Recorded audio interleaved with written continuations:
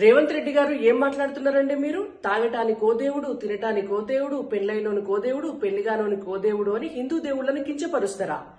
ఎన్నికల ముంగట ఊరూర తిరిగి సమ్మక్క మీద ఒట్టు, సారక్క మీద ఒట్టు, భద్రకాళి మీద ఒట్టు, పోషమ్మ మీద ఒట్టు, మైసమ్మ మీద ఒట్టు, భద్రాచలం రాముడి మీద ఒట్టు, యాదగిరి నరసన్న మీద ఒట్టు, యమలాడ రాజన్న మీద ఒట్టు అని తిరిగి తిరిగి తిరిగి ఒట్లేసినప్పుడు ఎప్పుడు పోయిందండి మరి?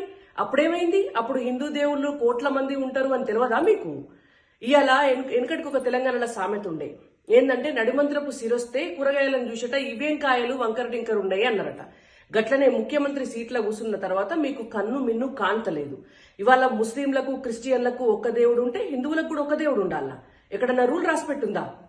రేవంత్ రెడ్డి గారు మీ శరీరంలో ఉన్నటువంటి అవయవాలన్నిటికీ కూడా రోగం వస్తే ఏ రోగం వచ్చినా ఒకటే టాబ్లెట్ తీసుకుంటారా మీరు?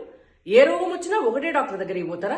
మీ లివర్ ఖరాబ్ అయితే ఇంకో డాక్టర్ దగ్గరికి పోవాలా? మీ గుండె ఖరాబ్ అయితే కార్డియాలజిస్ట్ దగ్గరికి పోవాలి.